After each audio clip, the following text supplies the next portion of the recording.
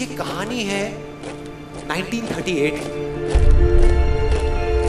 कैरली नाम के एक आदमी की, हंगेरियन आर्मी में, और वो उस कंट्री का बेस्ट पिस्टल शूटर था।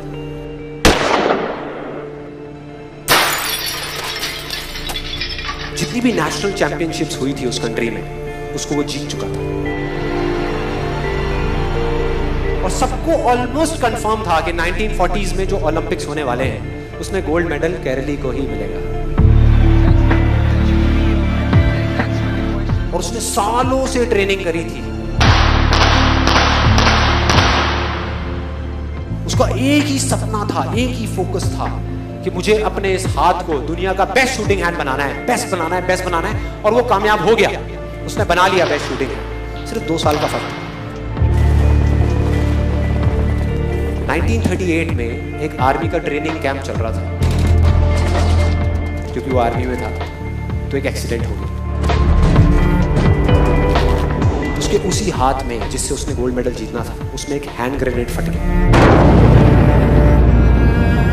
और वो हाथ चला गया। जो उसका सपना था, जो फोकस था, सब खत्म।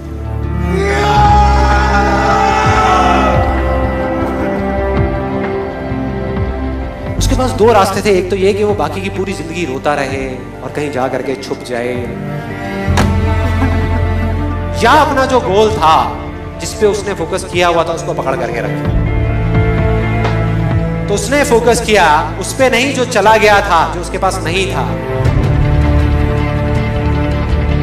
उसने फोकस किया उस पे जो उसके पास था।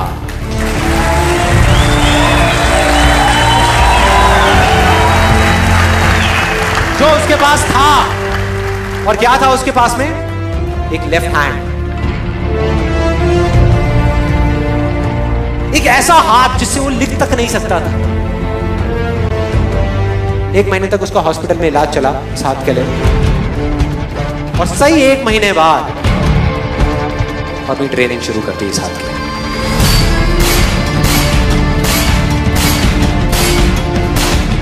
ट्रेनिंग के 1 साल बाद, मतलब कि 1939 में वो वापस आया। नेशनल चैंपियनशिप्स हो रही थी वहीं पे हंगरी में, और बाकी भी बहुत सारे पिस्टल शूटर्स थे वहां पर। उन्होंने जा करके उसको कांग्रेचुलेट किया। कहा कि यार देखो, ये होता है जज्बा, ये होती है स्पोर्ट्समैन स्पिरिट, कि इतना सब कुछ होने के बाद भी तुम यहां पर आए हो हमको देखने के लिए और हमारा हौसला बढ़ाने के लिए। किसी को नहीं पता था कि वो 1 साल से अपनी ट्रेनिंग कर रहा था लेफ्ट हैंड की। और उसने जवाब दिया, मैं यहां पर तुम्हारा हौसला बढ़ाने नहीं आया, तुम्हारे साथ कॉम्पीट करने आया हूं, तुमसे लड़ने आया हूं, तैयार हो जाओ। और कंपटीशन हुआ।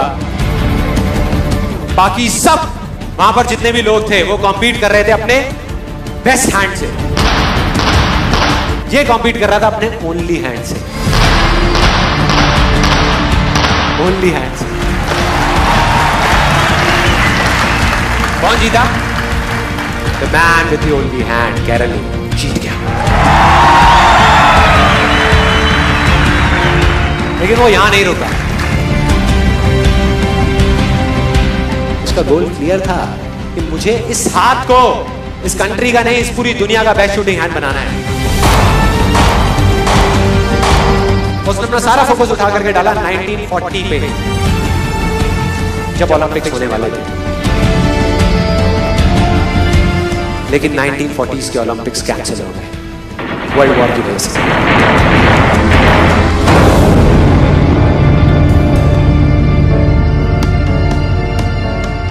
उसने अपना सारा फोकस उठा करके कहां डाल दिया? 1944 में जो ओलंपिक्स होने वाले थे उसके ऊपर। और 1944 में जो ओलंपिक्स होने वाले थे वो भी कैंसिल हो गए वर्ल्ड वॉर की वजह से। फिर से कैंसिल।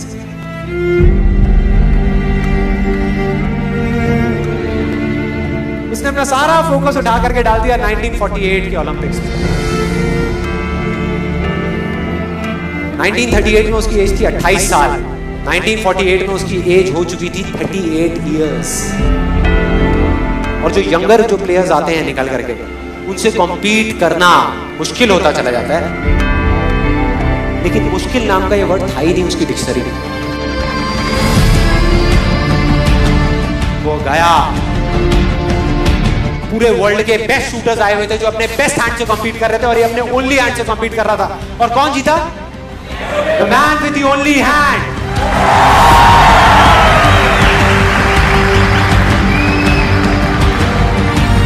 लेकिन वो तब भी नहीं रुका। 1952 ओलंपिक्स, दोबारा कॉम्पीट किया उसने, और इस बार गोल्ड मेडल कौन जीता? गैरल ली। 4 साल बाद दोबारा से, और पूरी की पूरी हिस्ट्री को बदल करके रख दिया ओलंपिक्स। इस पर्टिकुलर कंपटीशन में उससे पहले किसी भी एथलीट ने लगातार 2 गोल्ड मेडल्स नहीं जीते।